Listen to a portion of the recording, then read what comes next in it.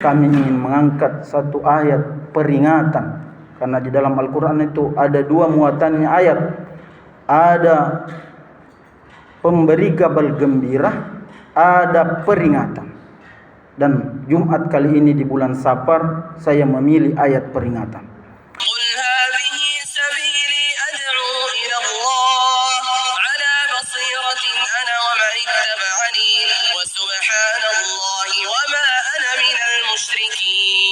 Rabbil alamin al-qail fi kitabihil karim, ya ayyuhalladzina amanu qu anfusakum wa ahlikum nar, ahmaduhu wa ashkuruhu wa atubu ilaihi wa astaghfiruh, ashhadu an la ilaha illallah wahdahu la syarikalah wa ashhadu anna muhammadan abduhu wa rasuluhu al-mab'utsu rahmatan lil alamin.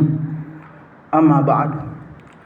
Ayyuhal hadirun, ittaqullaha haqqa taqwa, fa innahu la najata wa la najaha wa la falaha fid dunya wal akhirah illa bittaqwa. Ya ayyuhalladzina amanu ittaqullaha haqqa tuqatih wa la tamutunna illa wa antum muslimun. Ya ayyuhan nas, ittaqu rabbakumul ladzi khalaqakum min nafsin wahidah wa khalaqa minha zawjaha wa batha minhuma rijalan katsiran wa nisaa, wattaqullaha allazi tasaaluna bihi wal arham, innallaha kana 'alaikum raqiba. Ya ayyuhalladzina amanu wa qulu qawlan sadida yuslih lakum a'malakum wa yaghfir lakum dzunubakum wa man yuti'illaha wa rasulahu faqad faza fawzan 'azima. Rabbi shrah li sadri wa yassir li amri wa hlul 'uqdatam min lisani yafqahu qawli. Allahumma salli ala sayidina Muhammad wa ala alihi wa ashabihi wa man tabi'ahum bi ihsanin ila yaumiddin. Hadirin jamaah salat Jumat rahimakumullah. Senantiasa kita memuji Allah Subhanahu wa taala, sebab Dia Allah yang memberikan kita banyak nikmat. Di antara nikmat yang paling berharga dan paling wajib kita jaga, yaitu nikmat beriman kepada Allah Subhanahu wa taala. Nikmat ini mengalahkan dunia dan segala isinya. Ada orang di dunia ini memiliki segala-galanya. Bahkan penelitian kami bahwa berkedip saja matanya dia tambah uang di rekeningnya. Berkedip matanya tambah uang di rekeningnya. Kaya raya dia. Tapi dia tidak beriman kepada Allah, maka kelak dia juga akan menjadi orang celaka secelaka-celakanya, sehina-hina. Kita mungkin nanti tanggal baru atau tanggal tua bagi pegawai swasta, atau laku kita punya tanah, lokasi, baru bertambah uang di rekening, bertambah kita punya deposito, materi, dan ada iman yang dijaga, yang dipelihara. Maka kita menjadi orang yang selamat. Dan iman ini harus dijaga. Dia bisa lepas, dia bisa loyo, dia bisa layu, dia bisa hilang. Seperti songkok saya ini lepas, bisa. Banyak orang hilang lepas imannya. Di zaman Nabi ada, di zaman sekarang ada. Yang paling viral itu mantan ustaz yang sekarang DPO. Ya, di Amerika sekarang dia berkuar-kuar. Itulah bukti iman yang lepas. Itulah tujuannya ada pertemuan satu kali sepekan yang hanya Nabi Muhammad sallallahu alaihi wasallam diberikan, yaitu berkumpul salat Jumat. Ya ayyuhalladzina amanu idza nudiya lis-shalah min yaumil jum'ah fas'au ila dzikrillahi wa dzarul bait dzalikum khairul lakum in kuntum ta'lamun. Wahai orang-orang yang beriman, apabila engkau diseru untuk melaksanakan salat Jumat, maka bergegaslah. Tinggalkan jual beli, karena yang membuat manusia itu asik di dunia karena ada keuntungan. Kalau engkau tinggalkan itu yang kelihatan dapat ke materi, falikum khairul lakum, yang demikian itu lebih baik. In kuntum ta'lam, jika kamu mengetahui. Hadirin jamaah salat Jumat rahimakumullah. Pada kesempatan ini kami ingin mengangkat satu ayat peringatan, karena di dalam Al-Quran itu ada dua muatannya ayat. Ada pemberi kabar gembira, ada peringatan. Dan Jumat kali ini di bulan Safar saya memilih ayat peringatan. Ya ayyuhalladzina amanu qu anfusakum wa ahlikum nara. Wahai orang-orang yang beriman, jagalah dirimu dan keluargamu dari api neraka. Ayat ini khusus, tidak semua yang dipanggil. Hanya yang memiliki keyakinan kepada Allah Subhanahu wa taala. Karena tidak menjamin dia bisa selamat dari api neraka. Kapan dia menjamin? Kalau dia husnul khatimah. Itu pun husnul khatimah tidak ada kejelasan bahwa itu ahli surga, bahwa itu ahli neraka, kecuali hanya bisa kita mengira-mira, menerka-nerka, atau berbaik sangka kepada Allah Subhanahu wa taala. Seperti baru-baru ini salah seorang pejuang yang syahid, Ismail Haniyah, itu kita berbaik sangka kepada Allah bahwa dia adalah mujahid yang disebut di dalam Al-Qur'an, minal mu'minina rijalun sadaqu ma ahadallah alaihi faminhum man qada nahbahu. Di antara orang-orang beriman itu ada rijal. Rijal ini Pak ulama mentafsirkan burak nia. Laki-lakinya laki-laki, karena ada juga laki-laki pengecut. Dia takut menyampaikan amar ma'ruf nahi mungkar. Dia memilih tidak mau mengambil resiko, dan itu disebut juga di dalam Al-Qur'an. Wa idz qalat ummatun minhum lima ta'izuna. Berkata salah sebagian umat di antara mereka, kenapa kau nasihati orang itu yang sudah jelas-jelas dia akan masuk neraka? Orang ini Pak, orang yang abai, orang yang tidak mau mengambil bagian daripada dakwah amar ma'ruf nahi munkar. Dan salah seorang pejuang itu, Ismail Haniyah, diberi Allah karunia, dibunuh orang yang tidak menyembah Allah. Umar bin Khattab itu pernah berdoa, ya Allah, Allahumma tawaffani fi madinatir Rasul. Ya Allah, wafatkan aku di kotanya nabimu ini, dan jadikan aku mati di tangan orang yang tidak menyembah kepada engkau. Dan doanya diterima. Di mana diwafatkan Umar bin Khattab? Di Madinah. Dan yang membunuhnya itu adalah orang Majusi, orang yang tidak menyembah Allah Subhanahu wa taala. Jemaah salat Jumat rahimakumullah, ku anfusakum wa ahlikum nar. Jaga dirimu, diri kita ini, dari siksa api neraka. Yang membuat manusia celaka ada sifat yang tidak boleh dimiliki, yang disebut oleh ulama ini akarnya dosa. Akarnya dosa. Sifat apa itu? Takabbur. Takabbur. Dan inilah yang menyebabkan iblis tidak mau menaati perintah Allah. Bukan sujud kepada Adam, tapi yang akan perintah itu Allah. Dia langsung membangkang. Khalaqtahu min tin wa khalaqtani min nar. Dia diciptakan dari tanah, sementara saya dari api. Ini kesombongan untuk memberikan alasan sifat menolaknya perintah Allah Subhanahu wa taala. Kalau kita ini di manusia yang sekarang terjadi, kesombongannya berbeda. Dan definisi sombong menurut Nabi sallallahu alaihi wasallam, batarul haqq wa gamtun nas. Menolak kebenaran. Saya lebih 10 tahun berdakwah di penjara. Ada sifat sombong kuliah sebagian orang yang menuntut ilmu. Ini sebagai evaluasi bagi kita. Kalau bukan kelompoknya yang ceramah, dia pergi keluar. Sifat sombong. Saya pernah kasih tahu dia, kau ini semua orang di penjara di sini. Orang yang dibina oleh negara, dan saya diperintahkan oleh negara untuk menjadi pendakwah bagi kalian.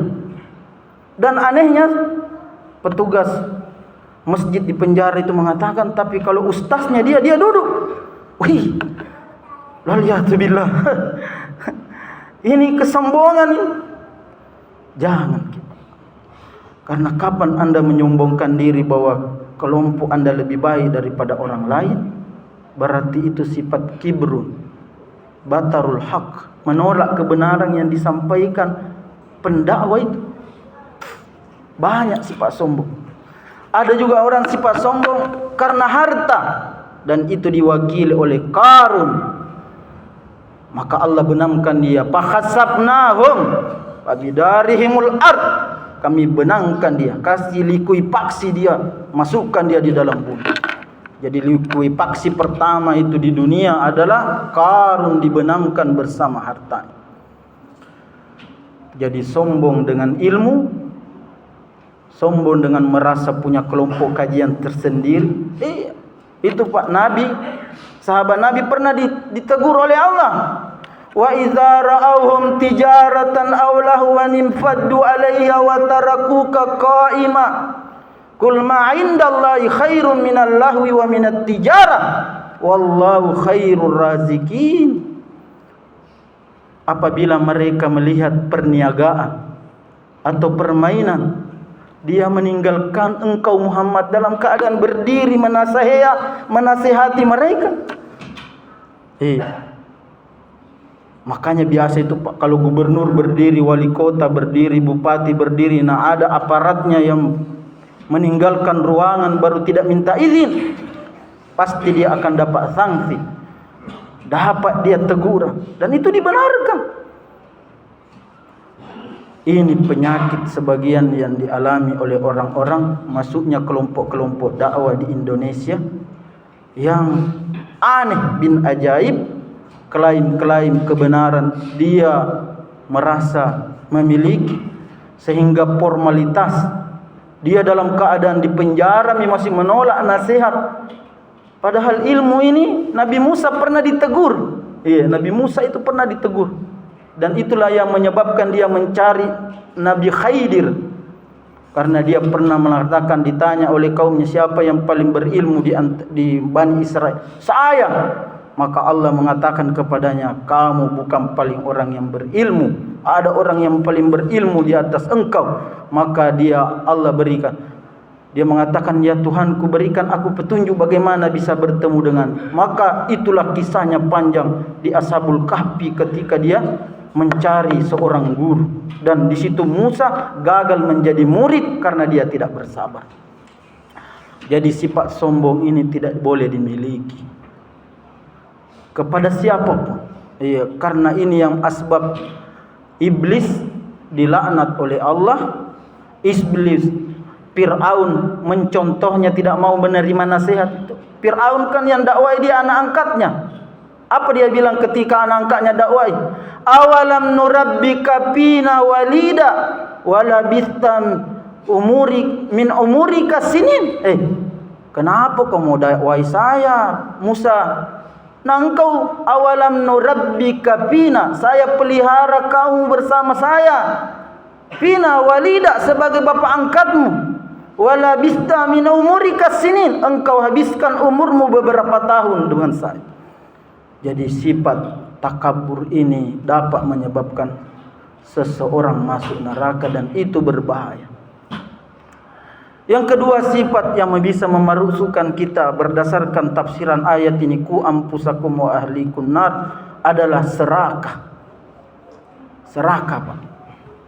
Kita lihat di televisi, ada orang ketika dia menjabat, berprestasi, tangga pertama, tangga kedua, tangga ketiga, tangga keempat, puncak-puncak dia di umurnya menjelang penghabisan, dia melakukan perbuatan serakah. Dan yang serakah paling pertama manusia itu adalah nenek kita semua, kakek kita semua. Siapa? Nabi Adam alaihissalam. Dia diberi tempat fasilitas surga. Apa yang tidak ada di surga? Semua ada. Tapi ada yang Allah kasih tahu, la taqrabah hadhihi syajarah, jangan kau dekati ini satu pohon ini. wala takunanna minadz zalimin, kamu akan menjadi orang zalim. Tapi karena sifat serakah ini, iblis yang memasukkan dia bisikan, akhirnya dia makan buah yang menyebabkan kita semua ini anak cucunya ada di dunia. Dan kita tidak boleh memiliki sifat serakah, mau mengambil penuh rekening 1 tambah rekening 2 tambah rekening 3, sudah ada tanah di sini, rumah di sana, menambah. Dan cara mendapatkannya itu menyalahgunakan jabatan, cara mendapatkannya itu melanggar, mengkhianati Allah. Ya ayyuhalladzina amanu la takhunullaha wa rasulahu wa takhunu amanatikum. Wahai orang-orang yang beriman, jangan kau khianati Allah dan Rasulnya, dan engkau khianati amanah negara yang kau disumpah menerimanya. Ya, ambillah yang kita punya hak, dan niscaya tidak akan miskin orang yang merasa cukup. Karena orang kaya itu sebenarnya bukan dari banyaknya harta. Nabi mengatakan, laisal gina bikathratil mal, walakinnal gina nafs. Bukan orang kaya itu yang bertumpu-tumpu uangnya, tapi orang kaya, kata Allah Nabi, ginan nafs, jiwanya yang kaya. Gambaran jiwanya kaya ini Nabi Muhammad SAW, begitu dia punya harta, lepas seperti lepasnya angin di tangannya. Gambar orang yang seperti ini kaya nafs, kaya jiwa. Abu Bakar radhiyallahu anhu, ketika dia impakkan seluruh hartanya, Nabi bertanya, adakah yang kau sisa? Bilang, masih ada Allah dan Rasulnya. Jamaah salat Jumat rahimakumullah, jaga diri kita dari siksaan api neraka, dari sifat takabur, dari sifat serakah, dan yang ketiga sifat dengki, hasad. Saya mendapatkan orang membunuh di penjara karena sifat dengki. Dia bunuh kakaknya, dia bunuh saudaranya. Dan salah satu yang melakukan pembunuhan di depan ini kan diponis hukuman seumur hidup. Saya ceramahi dia. Itu kan dengki, Pak. Karena itu penyakit hati paling berbahaya itu dengki. Dan pembunuhan pertama di dunia itu dipicu dengki. Siapa? Qabil membunuh saudaranya Habil. Dan ini juga ingat, penyebabnya perempuan. Betapa banyak orang ini, Pak, perempuan yang binasakan dia. Perempuan yang membuat dia malu dan hati-hati. Inna kaidahunna azim. Perempuan itu tipu dayanya besar, hati-hati. Kalau kita keluar kota, ada yang ketuk-ketuk pintu kamar, bang, pijat ban, jangan. Saya ini sudah punya istri, jangan, Pak. Perempuan. Jadi Iklimah ini saudara kembarnya Qabil. Sementara Habil saudara kembarnya itulah Buddha. Jadi anaknya Nabi Adam ini ada 4. Kembar dua. Kembar dua itu antara Qabil dengan Iklimah. Iklimah ini cantik. Sementara kembarannya Habil adalah Buddha. Lantas ayahnya Nabi Adam menjodohkan Habil dengan Qabil, nak kasih silang. Tapi apa yang terjadi? Qabil tidak menerima. Habil tidak setuju.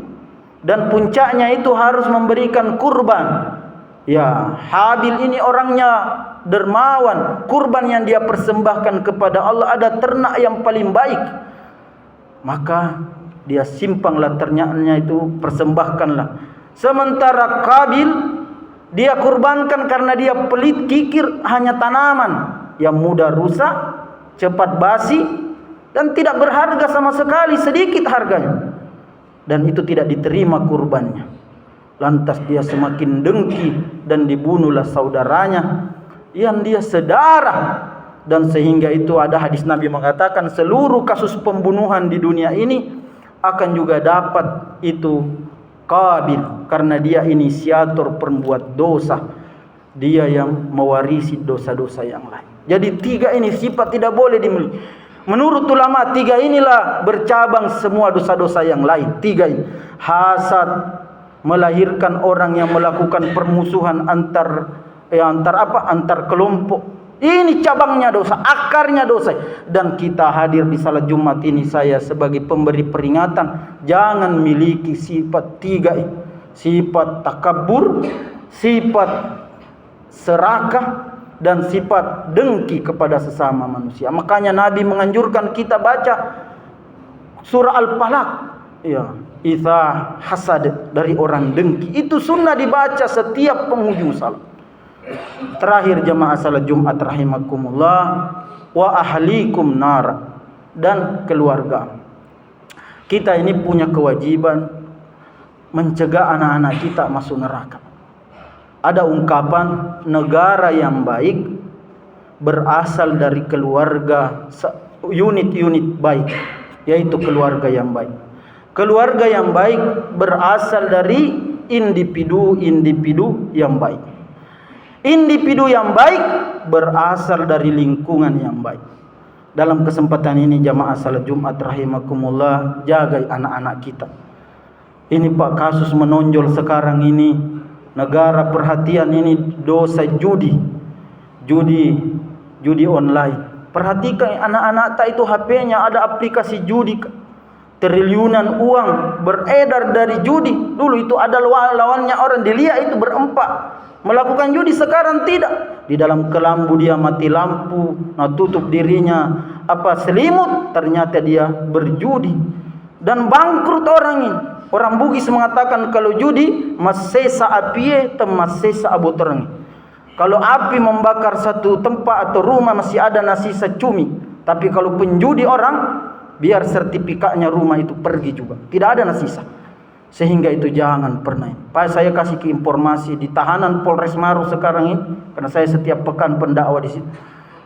Banyak tahanan kasus pasal 303. Saya lihat pasal 303, karena dia mengisi daftar hadir, ternyata itu adalah kasus judi. Hati-hati kalau ada orang menjudi di depan rumah, biar 1.000, 5.000 kasih tahu, tidak dapat ditangkap dan menyesal, merusak nama baik, dan pasti ini perbuatan yang haram, karena disebut di dalam Al-Quran itu rijsun, iya, najis, iya. Yang kedua, ini juga Pak penting, minuman keras, karena ini peristiwa Maros ini ada pembunuhan. Kalau di lingkungan kita ini, saya meminta tokoh-tokoh masyarakat, tokoh agama, pejabat-pejabat, jangan sampai ada anak muda dari Makassar datang ke sini memputar botol, mengambil gelas baru minum-minum. Jangan kita teguri dia, nasihati dengan baik. Kalau sudah dia nasihati baik, jangan nanti kau mabuk lempar rumahnya orang, mencari lawan. Iya, dia tidak bergeming, saya kasih rekomendasi, laporkan dia kepada 2 aparat negara. Babinkan Tipmas dengan Babinsa. Ia adalah aparat yang diberi kewenangan. Karena kalau kita tidak lapor, ini Pak kasus pembunuhan di sini dia ada tonga. Saya tanya dia, kenapa? Apa kasusmu? Bilang pembunuhan. Kenapa nubunuh orang? Bilang klaksonnya nak kasih bunyi-bunyi. Masa klaksonnya kau bunuh orang? Tidak ada bandingannya itu nyawa dengan klakson. Iya Ustaz, tidak mau ditegur. IP rasat saya pasti engkau tua ya. Minum kon. Iya, sementara minum Kak Ustaz. Jadi ku minta di sini Pak, saya diamanai negara sebagai dai keamanan ketertiban, dan ini cukup jadi pelajaran. Bunuh orang dan nyawa ini hilang. Karena kalau orang sudah minum itu mabuk, hilang sifat manusianya. Sifat apa? Sifat binatang. Kalau ada badi di pinggangnya, badi dia cabut, tikam orang. Dan saya 10 tahun mendapatkan lahir, sehingga kewajiban saya diamanai sahabat saya di sini, bagian dari Bintal Kodam. Saya juga mubaliknya di Kodam, menyampaikan ini. Jangan kita cegai lingkungan tak. Karena kalau kita tidak tegur, kita ke masjid ada anak muda tak yang belum pergi ke masjid, panggil ke sini kau, kumpul, putar kini kaca, putar kini botol. Akhirnya dia mabuk, nalawan bapaknya, nalawan saudaranya, tetangga, maka menyesal kita. Inilah gunanya lingkungan yang baik. Saya pernah studi banding tentang minuman keras Pak. Di mana? Di Manado. Kenapa ada orang tidak bisa ditegur Pak? Di samping pesantren, kasih bunyi radionya, tape-nya, mulai dari sudah maghrib sampai subuh berteriak-teriak. Tidak ada yang bisa tegur. Itulah buktinya lingkungan yang rusak dan mereka minum-minum. Mudah-mudahan di Maros ini, karena Maros ini kabupaten paling banyak pesantrennya di seluruh Sulawesi. Bukan cuma Sulawesi Selatan, ini penelitian saya. Seluruh Sulawesi, Kabupaten Maros paling banyak pesantrennya, dan Maros ini melahirkan banyak ulama. Dan salah satu ulama Maros itu adalah pernah khutbah di Masjid Haram, namanya Syekh Musa Al-Bugisi. Dia orang Pakeli, dia menjadi warga Saudi, yang kasih saya informasi bahwa dia adalah diangkat di sana ulama karena dia lulusan terbaik di salah satu universitas di Arab Saudi. Jadi bangga kita jadi warga Maros, dijaga Maros, jangan sampai masuk paham-paham negatif. Ada orang undang elektron, cak doleng-doleng, ada pesta miras, kita tidak tegur, jangan. Bilang, jangan kau pakai begini, cak doleng-doleng di sini. Banyak pesantrennya di sini, banyak ulama, dan di Maros juga itu banyak tarekat. Sekelompok pendakwah yang lebih dahulu daripada kita mengislamkan orang Bugis Makassar, itu juga mesti kita bijaksanai, jangan menyerang, jangan menghantam mereka, karena mereka adalah sebagian daripada mendakwahkan Islam. Barakallahu li wa lakum fil Qur'anul Karim wa nafa'ni minal ayati wa dzikril hakim wa taqabbal minni wa minkum tilawatahu innahu huwal ghafurur rahim. Wa aqulu qawli hadza wastaghfirullah li wa lakum innahu huwal ghafurur rahim.